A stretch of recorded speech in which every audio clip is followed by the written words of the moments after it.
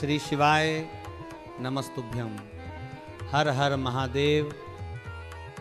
महाराज, आज से उत्तर भारत का सबसे पावन और अद्भुत पर्व छठ महापर्व प्रारंभ हो रहा है। संपूर्ण देश, संपूर्ण भारत ही नहीं बल्कि विदेशों में भी जहाँ जहाँ सनातनी बसते हैं वहाँ छठ पर्व की आराधना, उसका भजन, उसका व्रत, उसकी महिमा आज से गूंजने लगी है।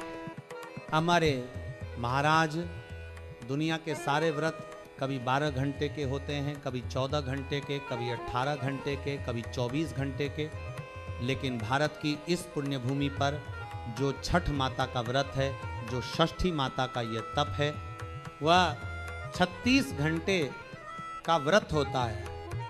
एक सोचिए महाराज, जब बाकी सारे व्रत केवल एक दिन के भीतर पूर्ण हो जाते हैं, तब छठ माता का यह व्रत 36 घंटे की अखंड साधना है।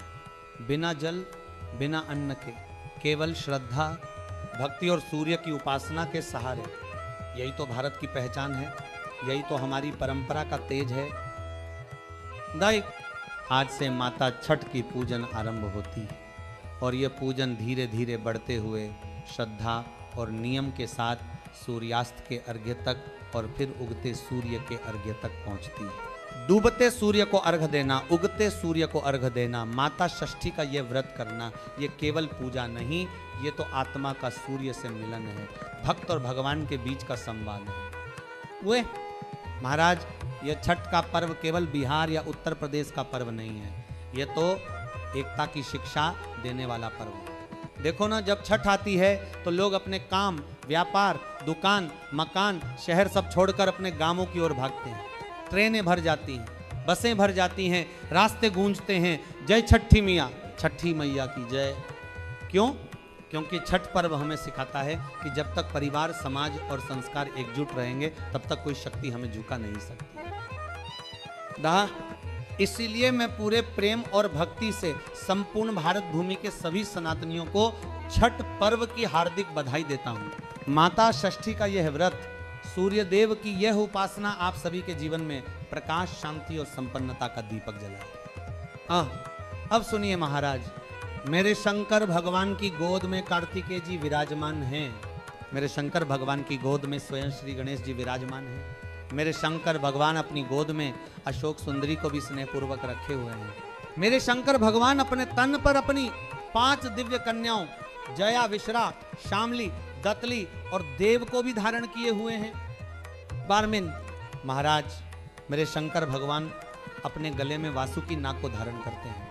वही भगवान शंकर जिन्हें दक्ष प्रजापति ने श्राप दिया था, जिनके कारण चंद्रमा का तेज क्षीण हो गया था, उसी चंद्रमा को मेरे भोलेनाथ ने अपने मस्तक पर धारण किया और उसे अमर कर दिया। मेरे शंकर भगवान स्वयं माता जगत जननी पार्वती जी को अपने समीप बिठा कर रखते हैं। मेरे शंकर भगवान धर्म रूपी बेल को अपने निकट रखते हैं। उनका हर स्वरूप एकता का संदेश देता है। शिव परिवार का हर सदस्य एकजुट है और यही संदेश है, यदि तुम एकजुट रहोगे तो कोई भी शक्ति तुम्हारा बाल बांका नहीं कर सकेगी। महाराज, इसलिए एक बात सदा याद रखना, घर में एकजुटता होनी चाहिए, परिवार में एकता होनी चाहिए। शिव परिवार हमें यही सिखाता है कि घर में प्रेम का दीपक जलता रहना चाहिए। और इसी प्रेम को जलाए रखने के लिए महाराज कुछ नियम बनाओ, कुछ छोटे छोटे नियम जो जीवन बदल दे। कम से कम इतना तो कर सकते हो कि हर सुबह मटके का या परिंदे का थोड़ा पानी घर के बाहर द्वार पर छींट दो। अब आप सोचोगे इसमें क्या फल मिलेगा? तो सुनो महाराज, गरुड़ पुराण के 3य अंश में वर्णन मिलता है कि हमारे घर का जो मटका होता है वह केवल मिट्टी का पात्र नहीं होता, वह पितरों का स्थान होता है। और जब हम उसी मटके का या परिंदे का जल लेकर घर के बाहर छिड़कते हैं तो रात्रि में जो पितर हमारे द्वार पर भोजन की याचना करते हैं वे उसी जल से तृप्त हो जाते हैं। महाराज, तब हमारे पितरों को श्राद्ध पक्ष में पिंड देने की भी आवश्यकता नहीं रहती, केवल जल का सींचन ही उन्हें तृप्त कर देता है। अभी तो इतना तो कर सकते हो कि एक नियम बनाओ कि मैं प्रतिदिन घर के बाहर थोड़ा जल अवश्य छिड़कूंगी। एक नियम कि मैं प्रतिदिन शंकर जी को एक चावल का दाना चढ़ाऊंगी, ज़्यादा नहीं, केवल एक दाना। नियम बनाओ महाराज, क्योंकि जब नियम बनता है तभी जीवन सार्थक होता है। शिव स्वयं कहते हैं, तेरे मंदिर में आना मेरा काम है, और तेरी बिगड़ी बनाना मेरा काम है। बस नियम तुम्हारा होना चाहिए और भरोसा मेरा होना चाहिए। ये पर हम क्या करते हैं, जरा सी बात में चिंता, जरा सा दुख, जरा सा ताना, और फिर हम कहते हैं 4 लोग क्या कहेंगे। महाराज वो 4 लोग आखिर में यही कहेंगे, राम नाम सत्य है। उन 4 लोगों की बात छोड़ो, क्योंकि जीवन तुम्हारा है, नियम तुम्हारा है और भक्ति भी तुम्हारी है।